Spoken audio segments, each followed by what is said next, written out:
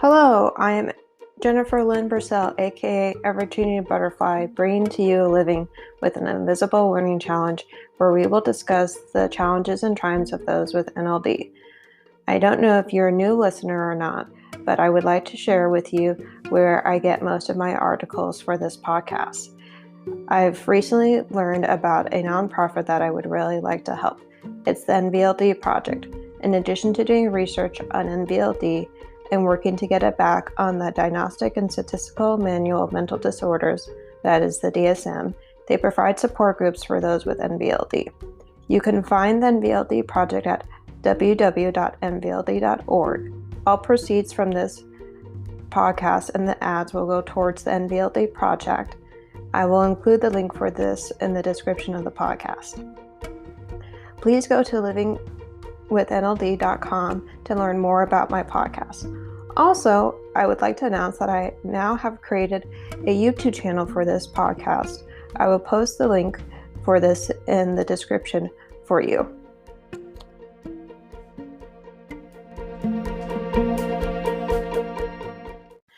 I would like to announce that we are going to have the 7th small Zoom meeting on June 19th from 10 a.m. Pacific time zone to 11:30 a.m. Pacific time zone. And if you want the Zoom link, please email me at livingwithnld@gmail.com, or please join the small Zoom Facebook group that is connected with the Living with NLD Facebook page. And I do put that link in each of the episodes for this podcast. So today will be the first part to Brian's interview. And I did this interview back in November also. It was the one that I did after Thomas's interview. And Brian has NVLD and ADHD. And he will be introducing himself as well in the podcast. I hope you enjoy the interview. This will be the first part again, period. Okay.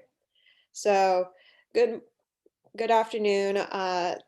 This is Jennifer Purcell, aka Ever-Changing Butterfly. Today I'm going to be interviewing Brian, and I will have him start off introducing himself and telling you about his life with NLD. Hi everyone, my name is Brian. I'm an adult functioning with NVLD. I am from Western Canada in the province of Alberta. I've been diagnosed when I was 13 years old and didn't find out about it until I was about 21. And currently I'm a security guard manager managing a site in a city in Western Canada. So it's a pretty challenging job dealing with neurotypicals and people every day because everybody's trying to, have their own opinions about how things are done, how jobs should be done, and it's always important as an EVODer. I would give to anybody struggling with this is to have your boundaries and know exactly what kind of boundaries you have, and just know how far you push it, how far you can't, and knowing the boundaries of other people and yours as well, and trying to understand it. I know it's a challenge for a lot of people out there, but it gets easier with practice and effort. Yeah, I can definitely understand that, Brian. I would agree. It does get easier with practice as you get more accustomed to having NLD and to what it's like to having it. You can, um, you can adjust your life and be able to make it easier on yourself and others for the various challenges you may have with having it. So one of the questions I would like to ask you is that you already answered when you were diagnosed with NLD, but if you know what might have caused it.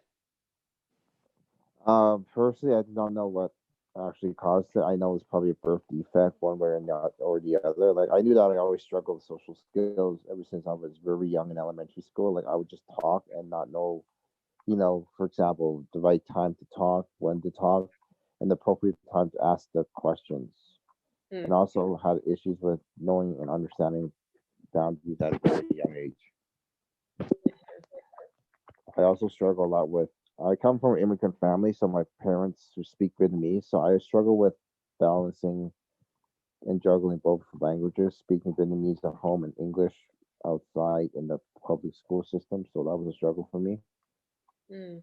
And I just always struggle a lot with math and um, language arts from a very young age. I didn't get any support from it, and it just got progressively harder and harder as I moved from grade 1 to 3 to 6 and 7, and I knew something was always off about me because I didn't pick up on the visual skills at all. Like I didn't get when somebody was looking at me weird or intensely that I must have done something wrong or done something stupid. I didn't pick that up at all. Like I just didn't pick up any of the nonverbal cues that any other neurotypical children were able to pick up.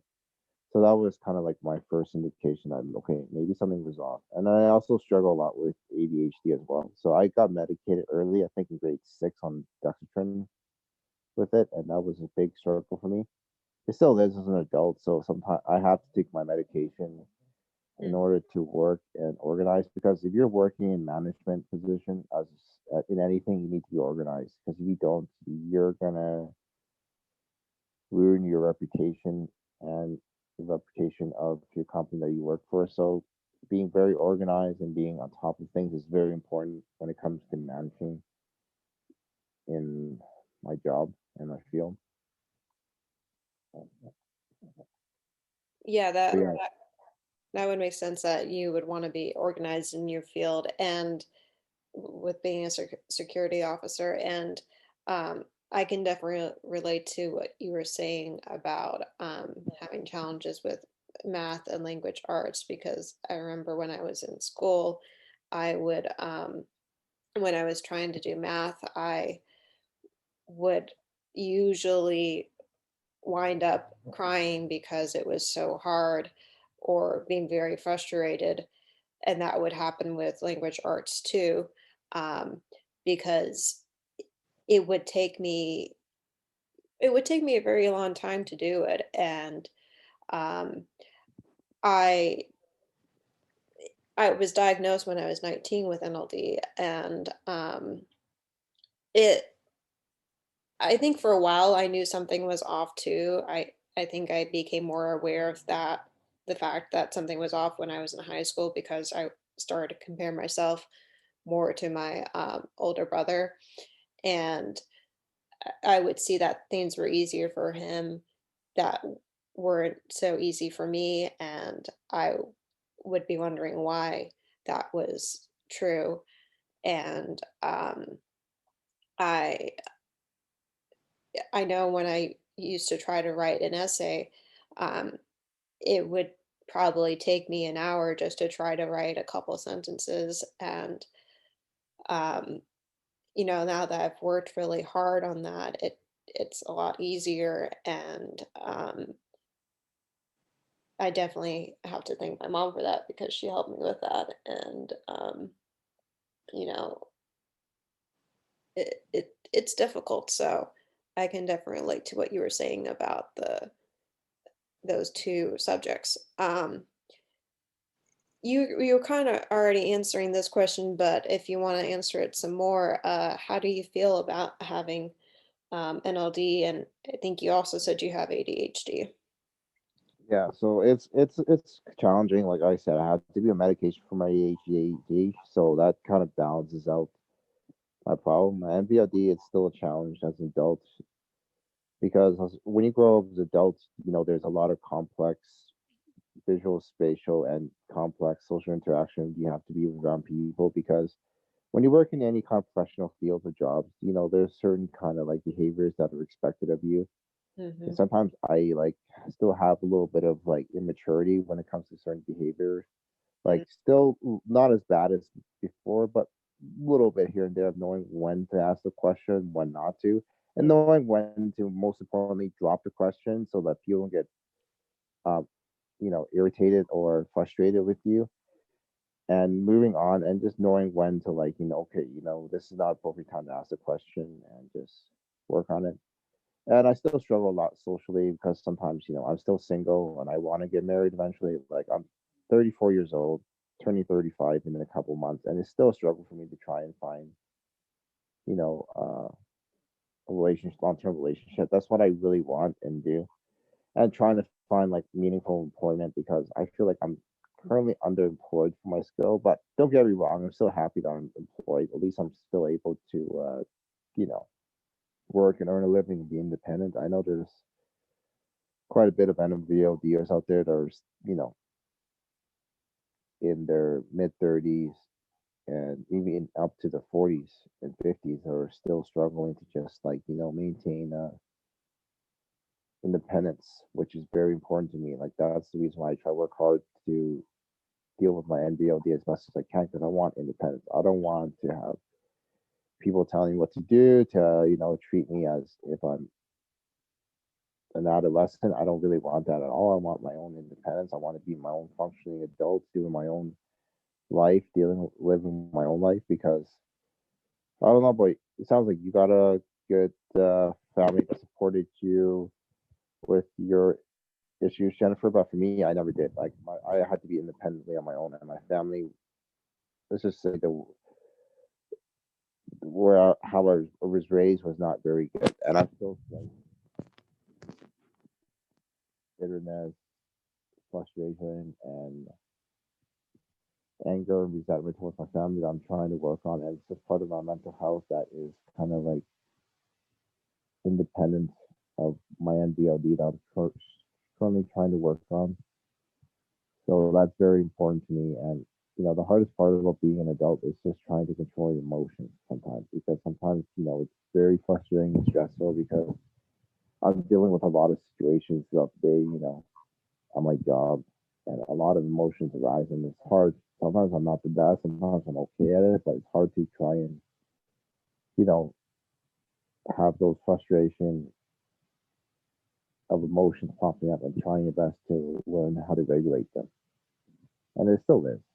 I think that's the hardest part about living with MBLD is trying to deal with them accordingly. Yeah, I would agree with you. It is hard to regulate the emotions, and um, I know I'm fortunate to have the support I do because I do know that from uh, being a part of some of the support groups that are out there for people with NLD that not all of them have the same support that I do, and I try to uh, you know either I try to support them when they don't have the support that I do because I feel for them because I can imagine what it would be like to not have the support um, I that I have. So I I think it would be I know my life would be a lot more challenging if I didn't have the support that I have from my family.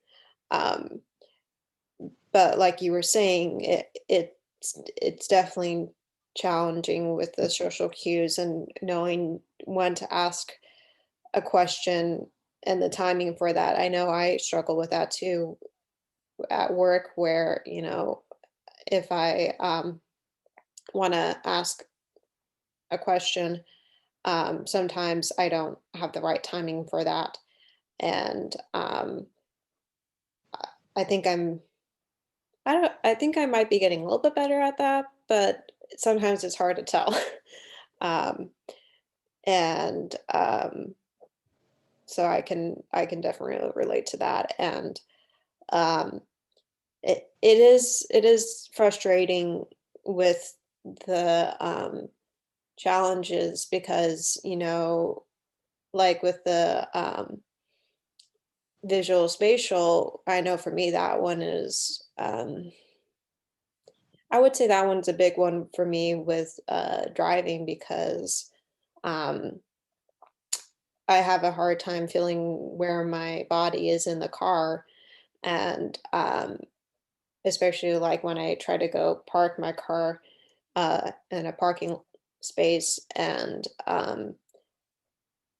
I'm still kind of learning how to drive because I learned how to drive uh, later than most people do, probably because of Same NLD. here. Same here. I didn't get my license till I was 32. Yeah, I didn't get it until I was 22, so I got it later in life too. Um, and uh, I I have a hard time parking because I d- you have to time it correctly so that your car gets pretty straight in the parking spot and you don't hit cars on either side if there are cars there. Um, so um, I can definitely relate to what you brought up about the visual spatial piece. Um, I don't know if you wanted to say anything about that piece because you brought up about your license. Oh yeah, I do. It's definitely challenging, especially when you work in the front desk like I do in my job, where sometimes I have to like literally deal with 4 or 5 different tasks at once. So I struggle with multitasking. Like I could do it with my AD. If I'm on my ADHD medication and focusing, I can do it, but very poorly. So sometimes if I'm, for example, my job is sometimes I'm signing out contractors, giving them cards. I Hmm. have to deal with the phone calls from the management upstairs, and at the same time watching the security cameras to make sure that no suspicious activity is doing it. Like I could do maybe 2 or 3 once. Like maybe I'm able to help the contractors and then be on the phone and talking at the same time, but I cannot be doing the cameras because that's just super challenging for me. Mm. I can do it sometimes, sometimes I can't, and sometimes I get in, a little bit of trouble with my coworkers because they say, "Oh, you forgot to do this." I'm like, "Well, I tell them, I can only do so much. I can't do like 4 or 5 things at once." And I try to be stern about it.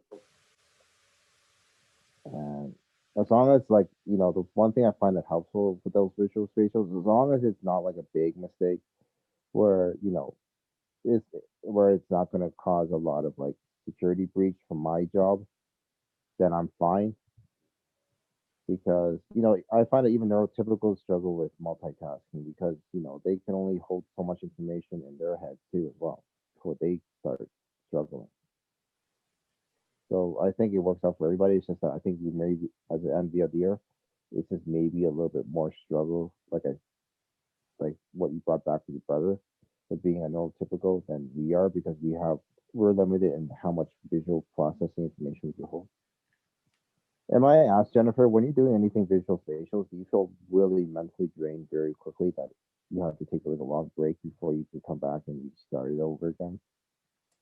That's a good question. I think I usually do because I um I would say I'm definitely multitasking because like let's take driving for example where um you're trying to do multiple things at once, like paying attention to your surroundings and scanning.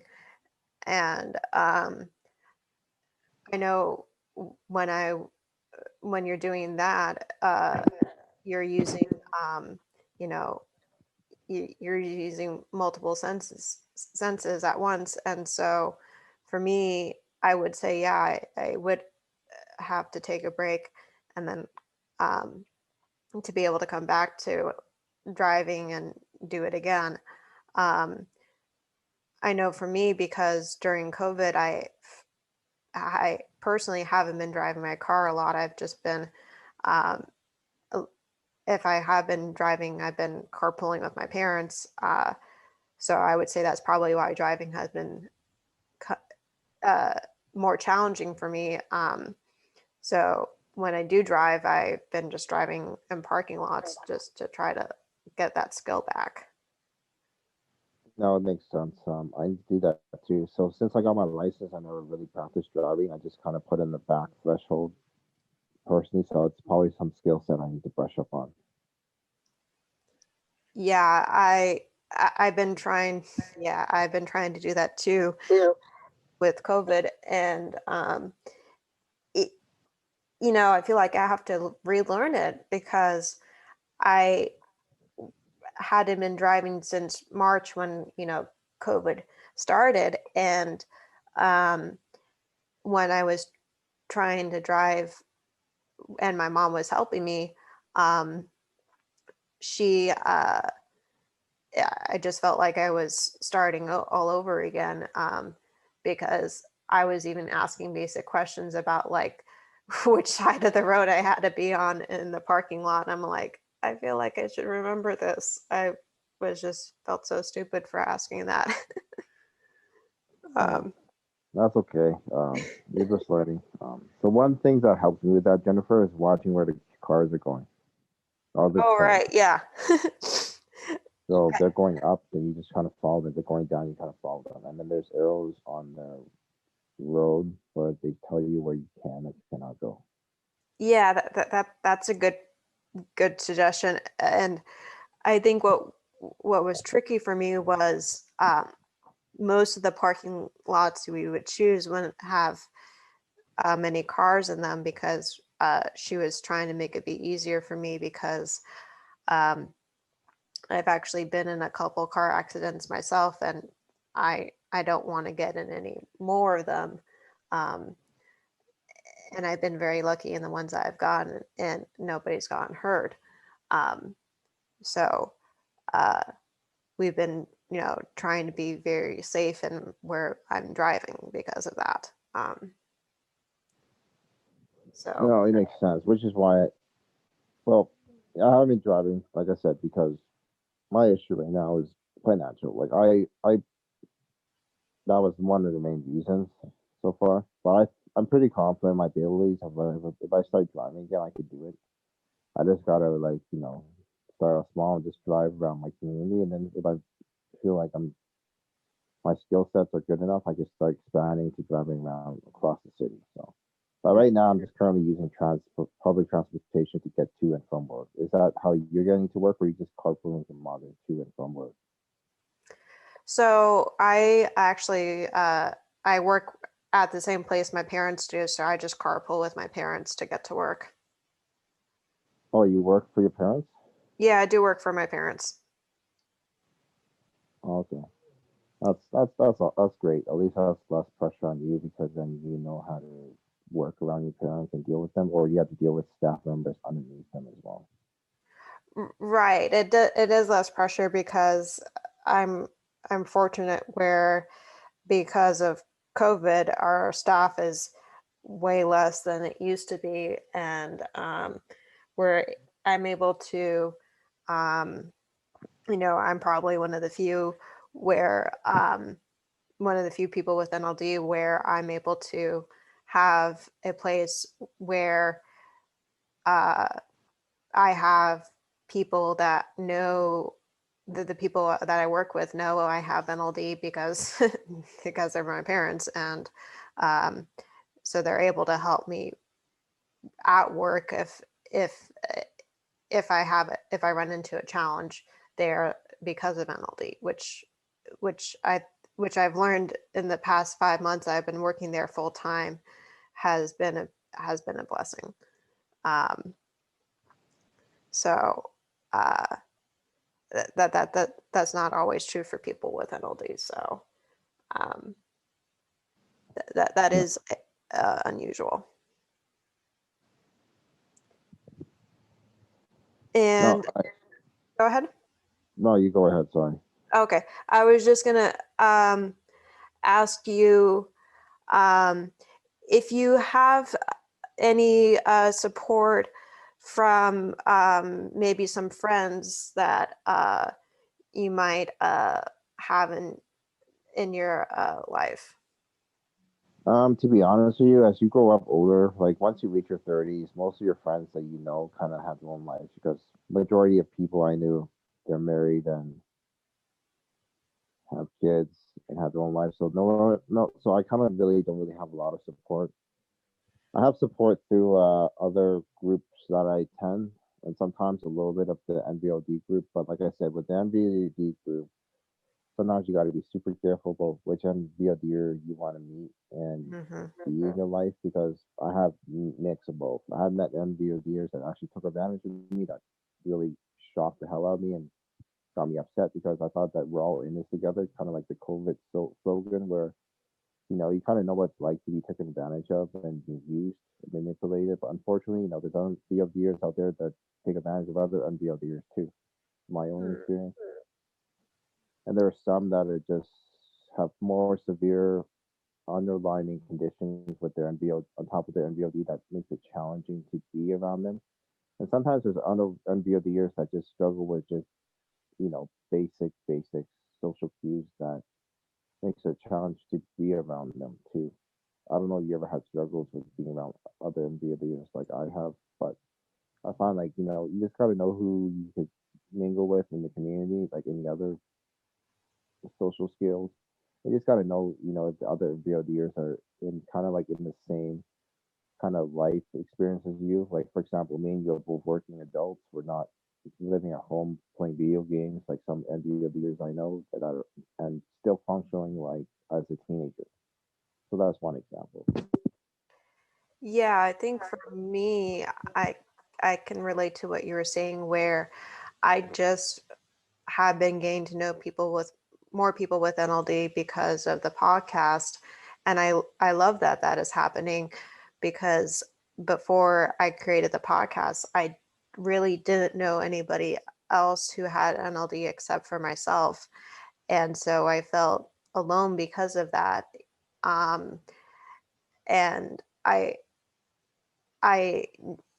had been reading books about NLD that were written by people who had it, but other than that, I didn't really um, know people who I hadn't talked to people, whether it was online or uh, through other formats about who had NLD before creating the podcast. So um, I would say um, I haven't really experienced yet other NLDers taking advantage of um, somebody else with NLD.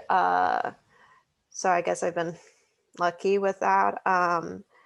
But I would say be, that from personal experience, because I have been taken advantage myself, that I know what that's like, and I um, I I wouldn't want to do that to somebody else because of experiencing it myself. So um, I, you know, I would say to anybody who has had that happen to them, sorry that that happened, even though I wouldn't, even if I didn't cause it, I don't like that happening because it's not a good thing.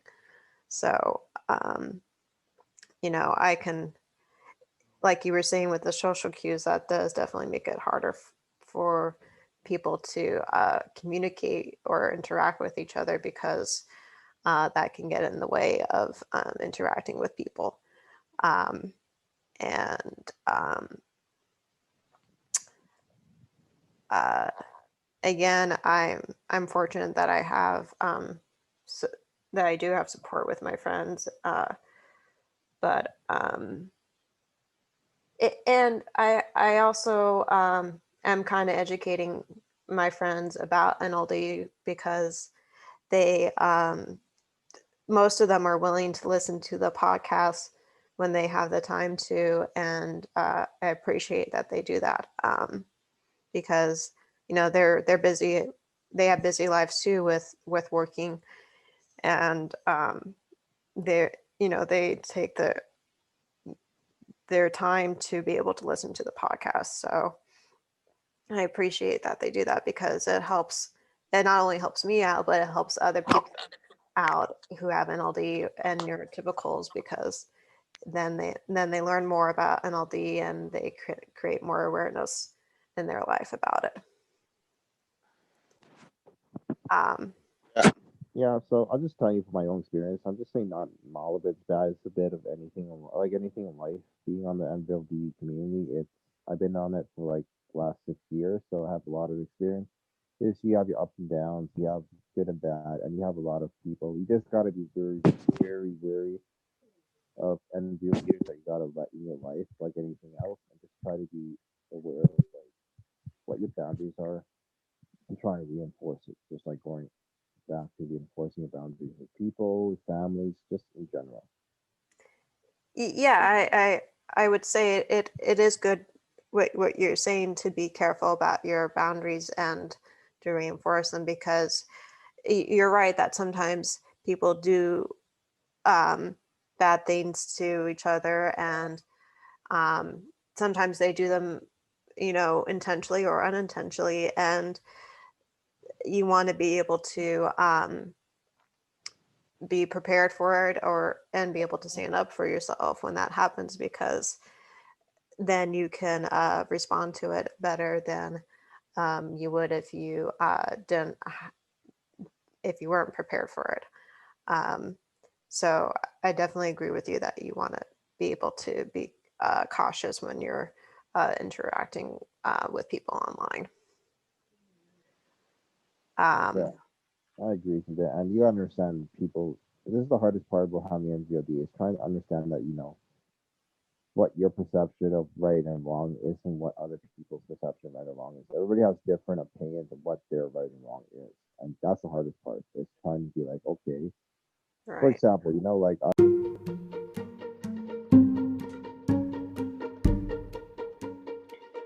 As I wrap up, there are some things I would like to share with you.